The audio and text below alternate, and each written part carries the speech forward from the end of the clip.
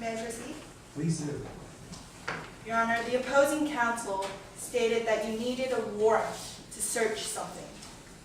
However, if it's in plain view, a warrant is not necessary. Similarly, from what we saw. Proceed. Good afternoon, Ms. McAllister. Good afternoon. Could you please tell the court what you do for a living? I'm the principal at Rosewood High School. I have been for the past 3 years. And could you please give the court a brief description of your school? Of course, Rosewood is a public school. We offer classes 9th through 12th grade, offering everything from debate classes to mock trial to AP classes to musical theater. And were there any problems at Rosewood High School during the 2012-2013 academic school year? Yes, we had a series of drug-related incidents. And what exactly were these drug-related incidents? Well, we had some problems with students stealing drugs on campus. And what resulted from students stealing drugs on campus? We had some illegal drug trade going on with students. One incident in particular resulted in the death of a student. And did you take any actions to address these issues? Yes, of course I did.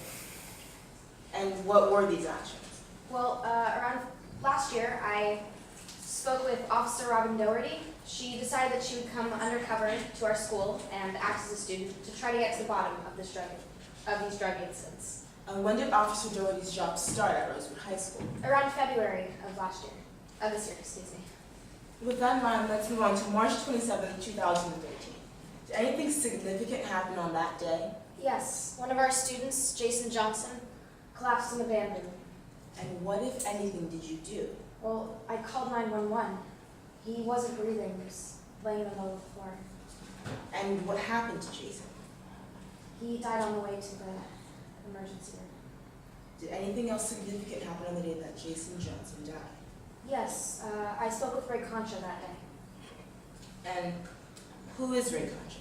Ray Concha is a student at our school. Is Ray Concha present in today's proceedings? Yes. Could you please identify him or her by what he or she is wearing? She's sitting at the end of counsel's table wearing a white dress. Your Honor, may the record reflect that the witness identified the defendant. You're Ray, right? Yes. Ray's been identified. Thank No, you. seriously, yes.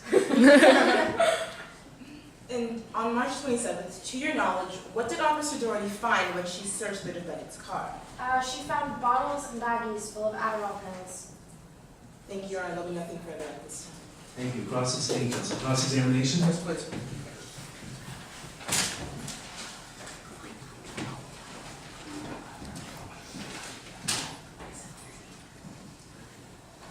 Principal McAllister, is there a drug problem at your school? Yes, unfortunately.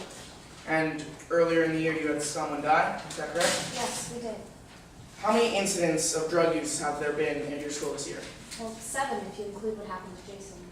And how did you, after the girl died, how did you decide to deal with this subject matter, with the problem? Well, I took a course relating with drug and alcohol abuse and how to deal with it, and I also spoke with Officer Robin Doherty, who came in as an undercover student. And when you got back to school, it was the first course of action you took was talking to the band, correct? Yes, I started with the band.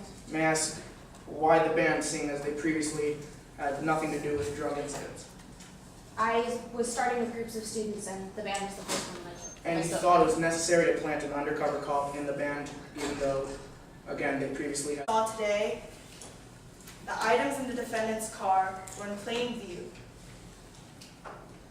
The opposing counsel also stated that there was no exigent circumstances for the officer to conduct a search. However, the reasonable expectation of privacy in a home, However, there were exigent circumstances for the officer because the officer had seen the defendant shopping at the local supermarket for baggies, and the officer had reasonable expertise on the drugs located in the defendant's car. Now, in the defendant's car, there was no reasonable expectation of privacy because the defendant left his car in a public parking lot with a partially open window. Therefore, Officer Doherty's observations did not violate the defendant's Fourth Amendment rights, and the officer's observations should be admitted. Thank you. All right, thank you very much. Okay, counsel statements. Again, Your Honor, my name is Zoe Kroot, and I, along with my co-counsel Gabe Grossman and Chabuka Nazanequi, represent the people of the state of California. Your Honor, may I ask for permission to move freely about the court and approach the exhibits? You can, but just you can't walk in the well, which is this area right here in front of the lectern. Of course. You can go around the side, yes, you can do that. Okay. May I proceed? Please. Sandra Martinez, Jason Johnson.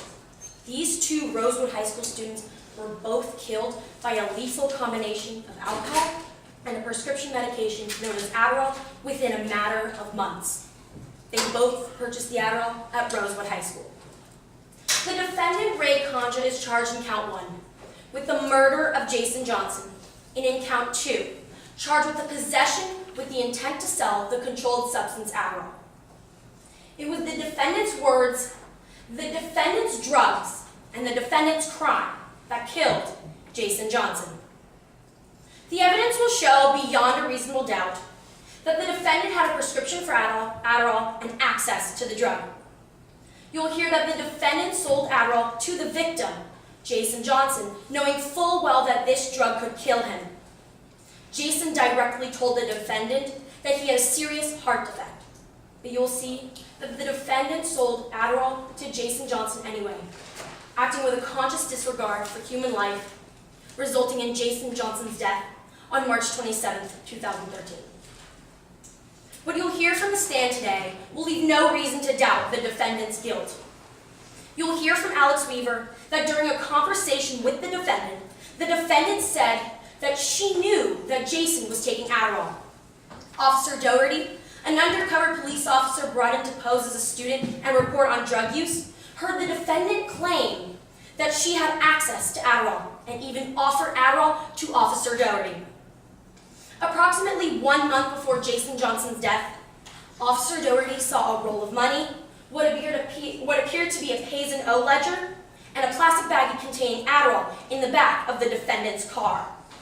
On the morning of Jason Johnson's death, March 27, 2013, Officer Doherty searched the defendant's car and found bags containing Adderall, what appeared to be $200 in cash, and generic bottles with Adderall in them. Finally, the county's chief coroner, Dr. Ricky Sanchez, will tell you that it was Adderall that caused Jason Johnson's heart attack and death.